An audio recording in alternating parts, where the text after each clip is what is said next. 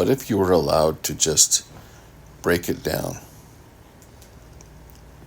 I mean, what if you were allowed to dispense with all the finer details in your art? What if you could just maybe block things in and leave it that way? That's what I'm doing today. This is an abstract way of looking at painting. It's when you dispense with all the rules, all the parameters, most of the proportions, and you just let your spirit fly.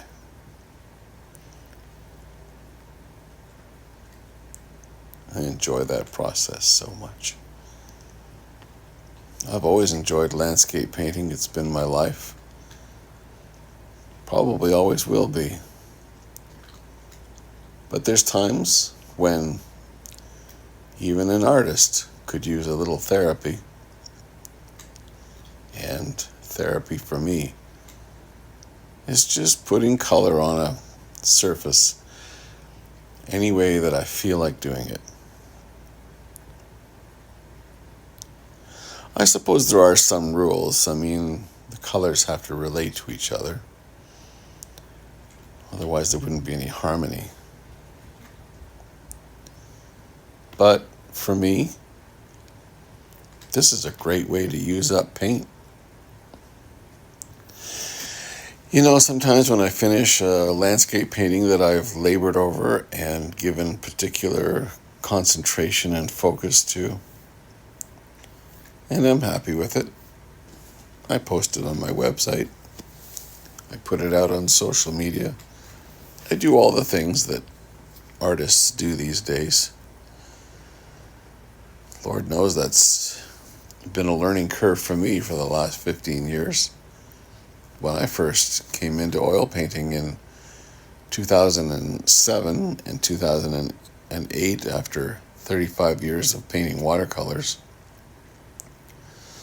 it was a whole new world. And at the very same time that that happened, another whole new world was born, and that was the internet.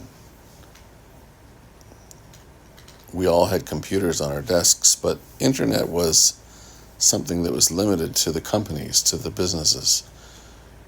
It's how they communicated in the early stages. But later on, it became available to all of us, and I took full advantage of it. So my paintings all of a sudden could be seen around the world. That was a game changer. But at the same time, I was learning how to paint in oil, and they didn't look very good. They were pretty rough, pretty dodgy at times. But I enjoyed it so much. It was, a welcome relief from the world of watercolor, where for me, the detail monkey, as I like to say, was in fact a monkey on my back, and I just couldn't escape it. So in oils, I was able to be a little more loose, a little more free, and yes, if I made mistakes, I could paint over them instead of throwing it out every time and starting all over again. And I think something like that has happened recently to me with abstract. I'm pretty sure. I don't want to commit to it and say emphatically, but I guess the natural evolution of my art and my hand in art just wants to be freer, is constantly pursuing a very liberal, very unorthodox, a very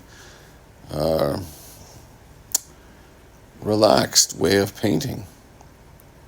And abstract does that for me. Just like my watercolor, I go back to it often, and I love to paint in watercolor. And I really love to paint landscape in oils. And now I love to paint the world that I see through an abstract eye. Now, this painting is the Canadian Rockies, and you'll see that unfold as we move along here. This is all oil painting, and I'm using a little bit of linseed oil to give my medium a little bit more viscosity, a little more fluidity. But I'm really just plopping it on nice and thick. That's just a beautiful way to paint. And in the creation of this painting, I truly, honestly didn't think of Rocky Mountains first. No, I just cut loose and picked up a piece of material that I had left over from some portraits that I was working on. It's a thick cardstock, and it's made for multimedia, so it can handle oil paint. It won't deteriorate. And the colors that I had left over from a painting that I was working on earlier, well, they're on my palette, and I hate to see them dry up, even overnight. So let's use them and let's make a painting. Let's do something fun. Let's just cut loose from the rules, as I said earlier, and let's just paint a beautiful abstract and see what it becomes. I don't mind admitting that it was not planned to be a Rocky Mountain painting. In fact, most abstracts that I do and other artists that I've spoken to, well, they just become whatever they are. And if they don't resemble anything specifically, well, who cares? Some paintings don't even get a title. There were artists from the New York school from the 40s and 50s that were adamant about not titling their work. They didn't want to disturb people's interpretation, and I get that. And lots of my abstracts remain untitled for that very reason. But as I moved through this one, I could see something unfolding, and perhaps you can see that. Like looking up the side of a rock face. Here in Canada, we have some of the most amazing Rocky Mountain fields that are, oh, they're breathtaking. And as soon as I looked at this, I started to see that was what was evolving, and I committed to it. And I started to say to myself, I started to admit this is Rocky Mountain, so let's make it that, let's call it that, and by the way, let's allow it to be defined a little bit, but not too much, because after all, then I'm going back to landscape painting. Well, there's nothing wrong with landscape painting, as I said earlier. I enjoy it very much, but for the purposes of using up the paint on my palette and having some sheer joy here for a moment without any fences or gates or rules, I'm just cutting loose, you know. I think I've made that clear. And you should try it sometime. It's so much fun. And I just love the way this is unfolding. For me, it's joy. It's a pleasure. And maybe it will be for you too. I try to keep the colors relating to each other to some degree. And once again, like I said at the outset of this video, you have to have some harmony, and you have to have some kind of consistency. So there are some real vague rules to follow, but nothing really serious. Nothing that will cause you to lose sleep. And if nobody buys your painting, like if I have this one 10 years from now, I don't really care. What mattered more than anything was that I enjoyed painting it so much.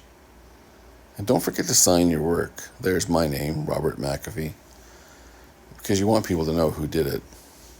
And I'll thank you so much for joining me. I really appreciate it. Please subscribe. That way we can let you know when there's another video coming down the river. And we'll see you again next time right here on The Robert Painter on YouTube.